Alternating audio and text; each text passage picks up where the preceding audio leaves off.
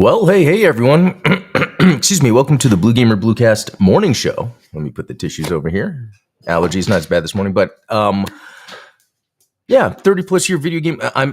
Totally messed up that intro, but you guys know the drill, right?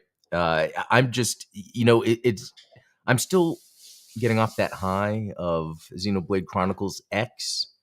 And again, if you haven't checked it out, I even put a video up on Gundam Explained where I compared the mobile suits from Universal Century to the mobile suits or mechs that are called Skells in Xenoblade Chronicles X, so check that out. But I gotta say, Jim Killex, it is good to see you because, like, between you and Ultronomus, I feel like I am now cool with you guys because I've been playing Xenoblade Chronicles X. I just, it's just one of those things where it's like, through my life when I've played video games or games that it's like I can't get into it, but I appreciate it, and sometimes it takes a decade to then get into a game.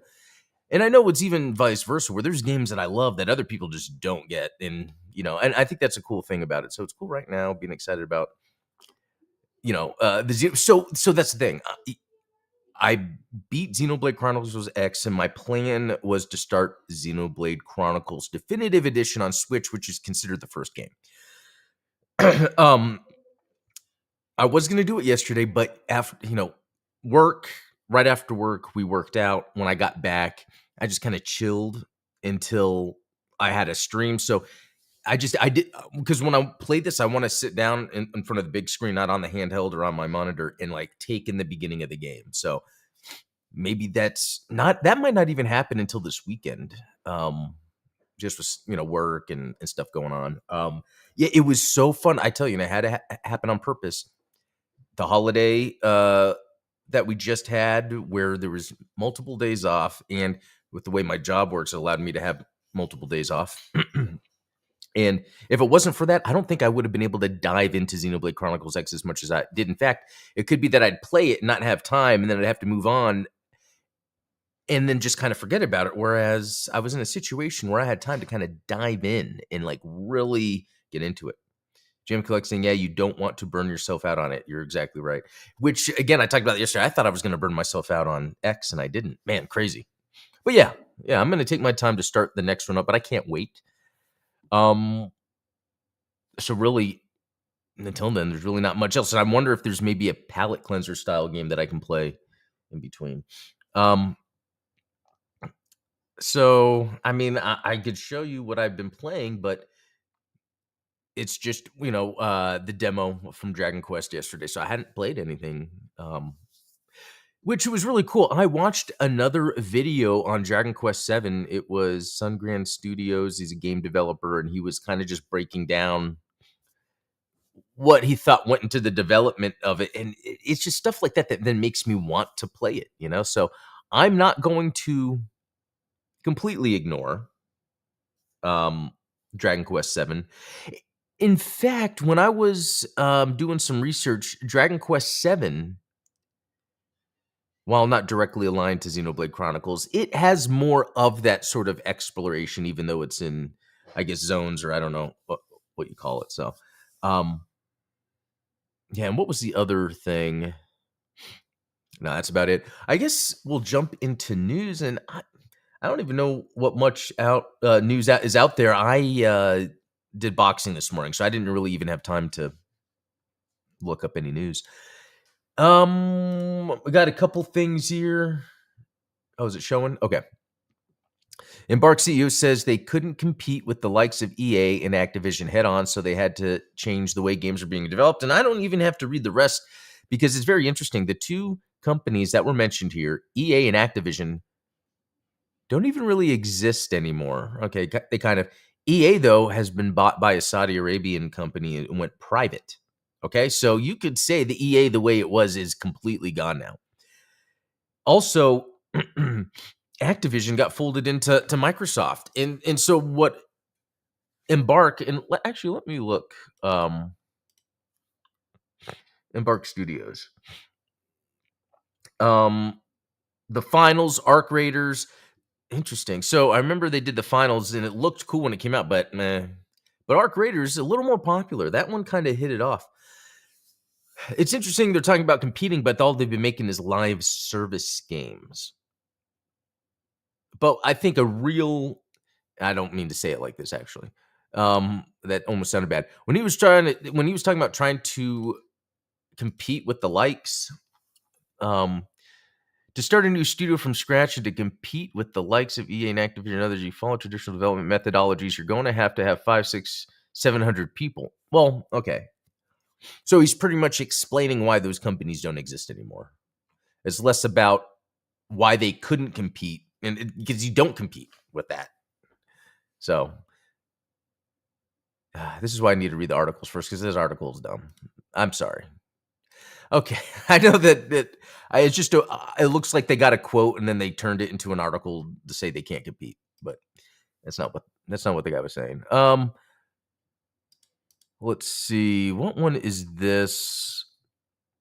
I did read this. Don't be scared of AI, says Troy Baker, because it's going to push us toward the authentic rather than the gruel that gets distilled to me through a Black Mirror. And I think he's absolutely right. I think this happens in any medium where there's this emergent technology that anyone can jump into. After time, people are going to gravitate towards that tech that's being used in ways that really speak to you. And so that's why when people are complaining about AI right now, it's like, oh my God, okay, yeah, complain. But really, it's going to get to a point where then people are like the people that are not relying on AI for the final output are probably going to potentially get more eyes. I think it doesn't really matter. Like, I don't think art your enjoyment of art shouldn't be dictated by the tool that made it. Now, if you want to get really deep about it, you could say anything that requires the silicon and the microchips, that's slave labor and child labor from other countries. So if we're going to argue what things humans should and shouldn't use, for me, I'm first going to go to the torture we do to get the stuff we have. I am in no way going to complain, oh, you're using an AI tool? Who cares? Fine, use an AI tool. But what I'm saying is, as that happens and as it goes, the people that are being more authentic with their work is going to stand out. AI tool or not. Yesterday I saw, maybe I should share it here. Let me see if I can pull it up real quick. I don't know why I didn't even talk about this. I have to wait for something to load. Sometimes I come across other news bits and I don't really talk about it because I don't know how valid or how much it's just, crazy, new Xbox controllers rumor. So Nintendo took 40 years to give us a Legend of Zelda movie. I made this in 5 days on a $300 budget. And I got to say, this is one of the best. Okay, I messed it up. This is one of the best AI trailers I've ever seen because they've done a really good job not making it look like it's AI. And it's like Breath of the Wild. I guess what happened. I mean, seeing a Guardian like that in live action would be insane. All these shots are AI. It's insane because it all looks really good. And what was cool about this guy, PJ Ace, he actually went through and explained how he did it all. Oh, look at those goblins. Wait, they have a certain name. I am a little tired. I did just get back from kickboxing before I started this stream. So. Gives you strength. Please, find Link.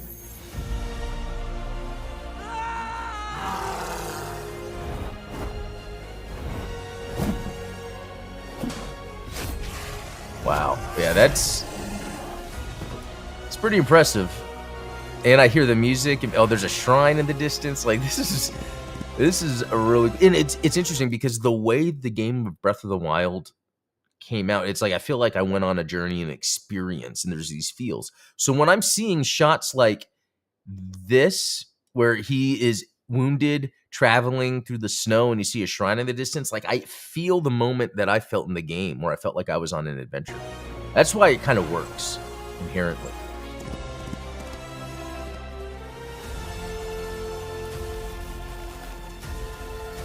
I mean,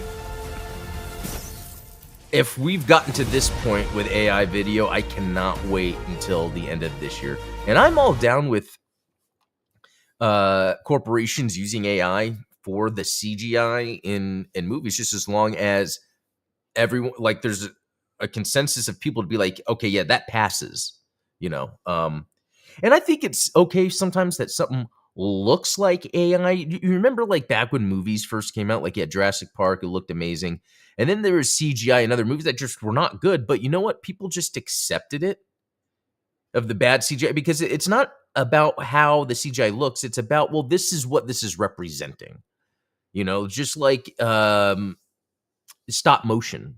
It's not like people are like, well, I know that's supposed to be King Kong, but they're using a technique where they stop and turn on the camera. So that's not even really a real gorilla. I mean, it doesn't matter. We know what it's trying to portray. And I think we're going to get to a point like that with AI, especially kids, people that are younger that don't have any judgment to like hate things automatically. As they grow up, AI is already going to be a part of it. They're already going to have their hands in the tools because they're so easy to use. I don't know. I feel like this is something we could talk about all the time. Oh, Jonas, good to see you. This is AI for sure. And also, I got into a lot of Stranger Things conspiracy episode theory and glad you dodged a bullet. Yeah, I've been hearing a lot, not really paying too much attention. I watched the first 2 seasons of Stranger Things and started the third, and I love the first season, but not my type of thing anymore. But it's cool seeing people excited. The one thing I heard about is like some secret episode. That would be neat if that's true. I think they could pull that off. Okay, what was the other thing? Okay.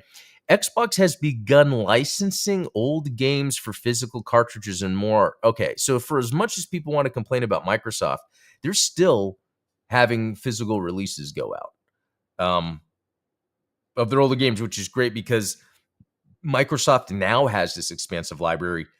They need to do something about it, and they aren't.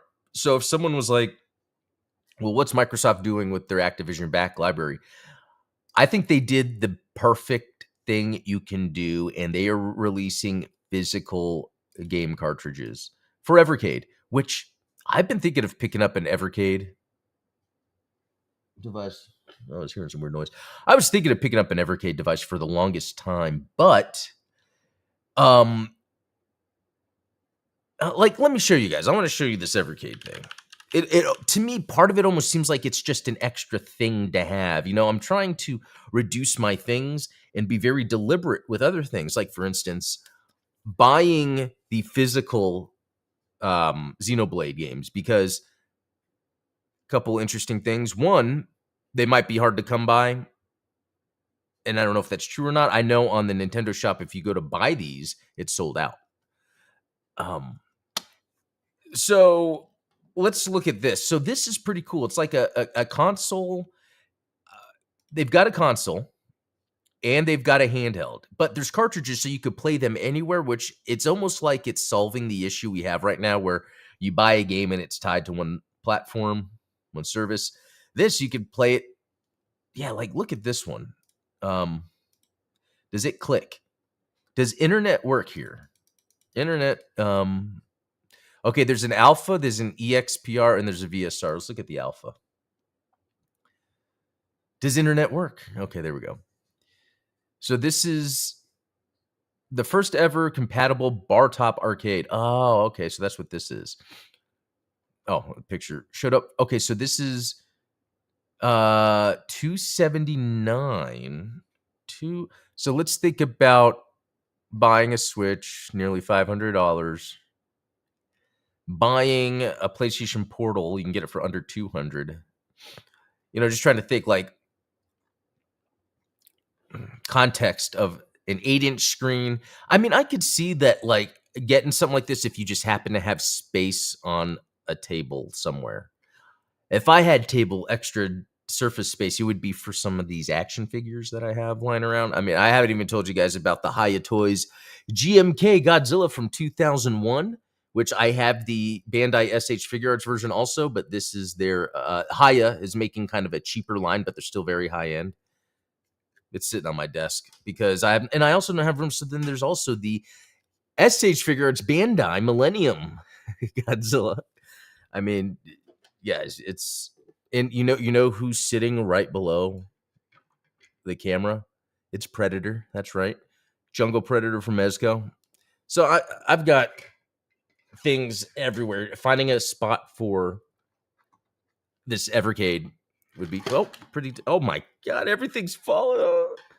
Okay, just stay. Well, let's look at the EXPR Alpha, maybe. So this is cool because it's a handheld, and what's cool about it is I'm pretty sure it has an out, and then you could just use that. Would be the most obvious one. Let's see.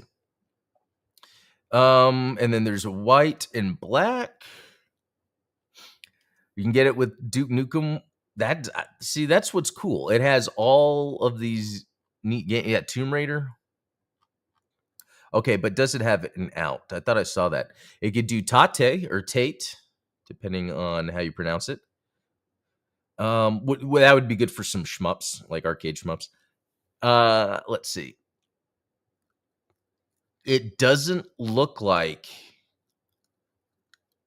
it. Wait, Evercade EXPR does not include a TV out port and cannot be connected to a TV or monitor. Okay, interesting that they had to spell that out. So that is 99. That's not bad. That's not bad. And the VSR, this is like the console. Man, I was really thinking it was something like a handheld you plugged into a dock, because then you have the 4 USB ports. Okay, so this one's 99 also, so that's not bad.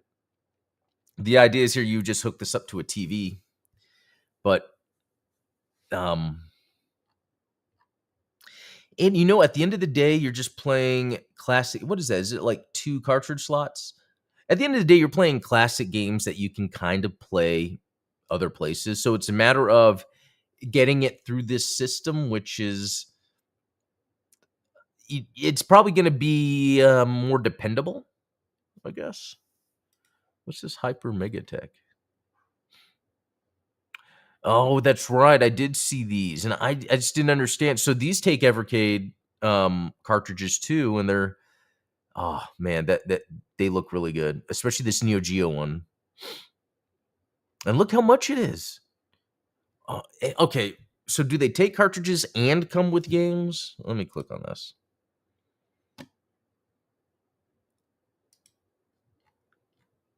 And then a micro. That's funny. Okay, yeah, they still have the Evercade cartridge on the back. So it will have, and this is pretty good price for $70. It has the built-in 14 Neo Geo games, which you can't go wrong there. But you can also use Evercade cartridges.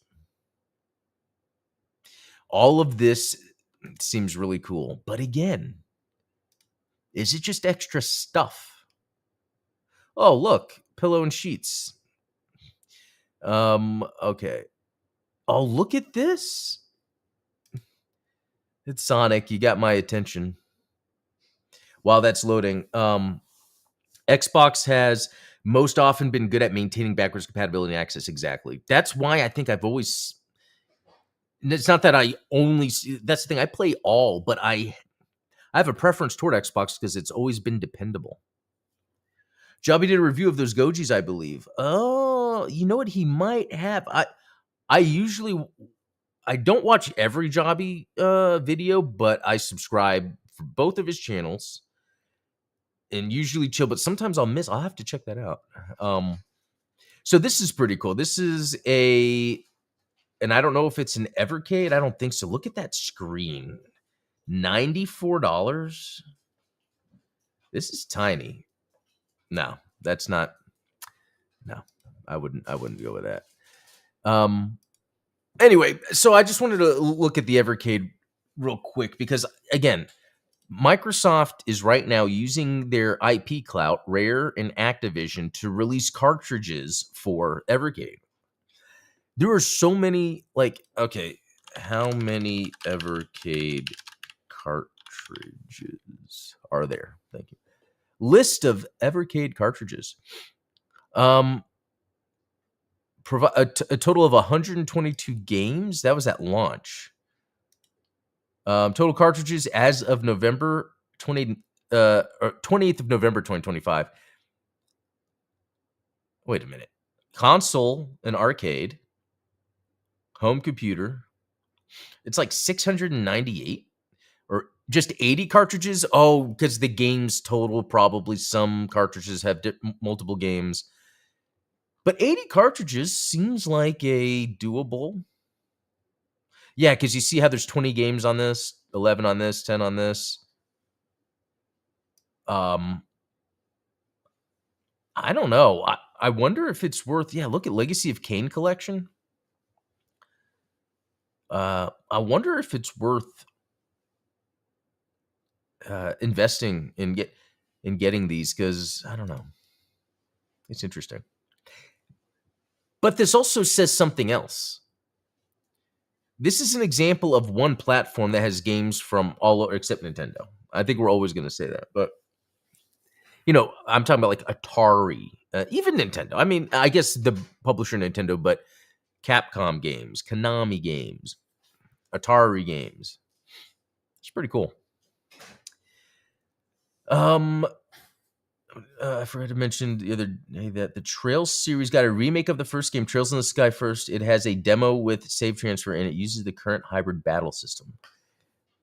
Okay, let me look that up real quick, because I think I'm done here anyway. What was, yeah, the Evercade. So, Evercade. And then, for 52, this is on sale. It comes with Joe and Mac. Wow, I have not. This Neo Geo one. Whenever I see the Neo Geo King of Fighter people on the cover,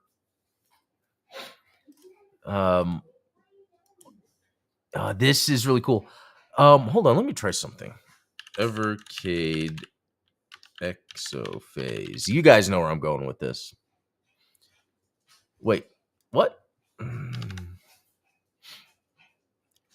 Evercade collection. What?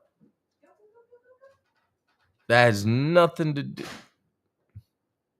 I wonder if I'll do it later, because I could probably. So different platforms that could be tracking. It depends if there's a trackable system within the Evercade system, and then an API or whatever. So, okay, going back to that Trails thing, I want to look at this real quick. Okay, this came out just last, and there's a demo. I might as well download this. Okay, and I don't think that should mess with the internet. So, JRPG, RPG, adventure, female protagonist, story rich. It doesn't say exploration, but I don't want to limit myself. I was taught to wield a sword to protect others. What's most important is Amor and Pax. Cruiser, Arcee.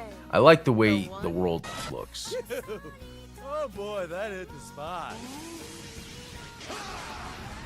Have you lost your nerve, Oscar? Impressive, Julius. Oh, that's pretty cool. Sword fight, even though that's, probably the cutscene. Wow, overwhelmingly positive. Like, you cannot ignore when Steam speaks. When Steam reviews speak, they are saying something. Wow, and then the second is coming out soon. So this might be a good time to then jump on this. I like looking at it, like down here when it looks like you're running around. Wait, is that real-time combat? Like maybe when you run around in the world, it's real-time combat, but like bosses are turn-based? Yeah, because there's the map here. GM Killex, this looks good. This looks good.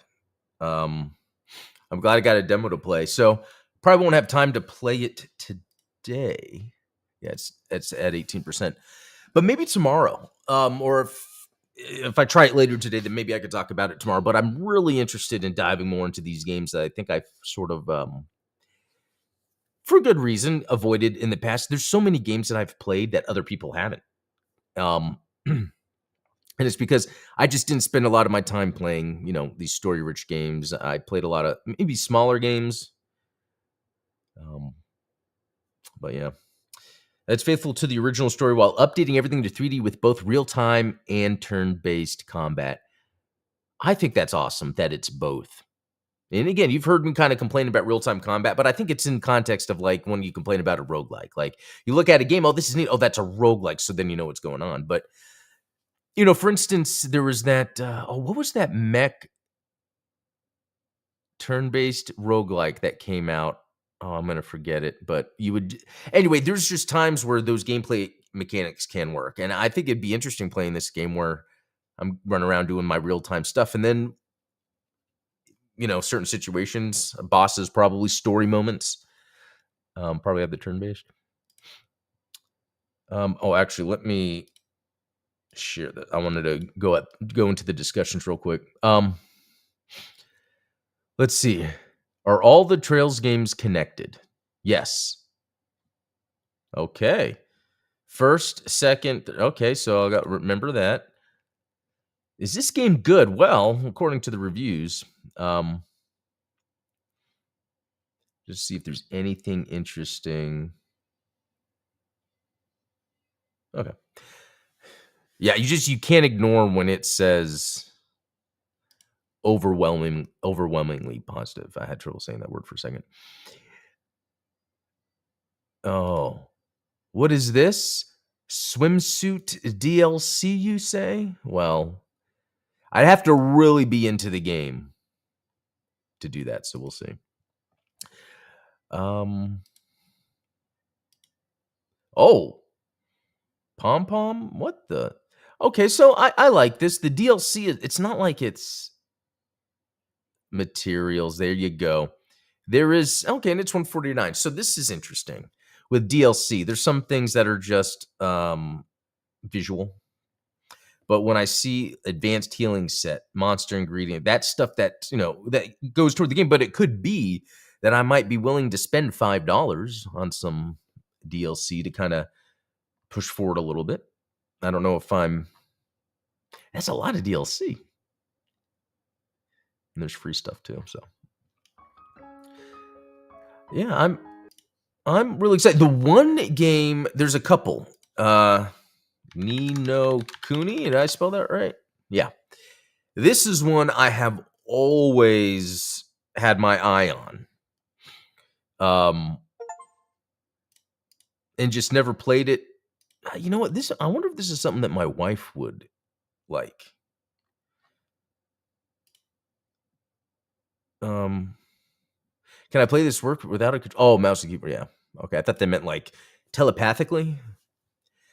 Can't bring myself to like this game. I've got quite a game. I love the art style, the story, the world building, but I can't bring myself to like the game. It's such a weird combination of real-time battle akin to modern Final Fantasy games. That's actually kind of cool. And auto battle systems that are really pause during. Okay.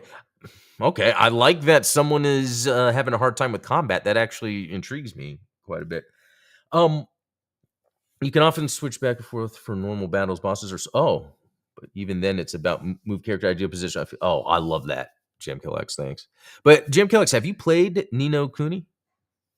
I mean, look at that. I really think my wife would like this.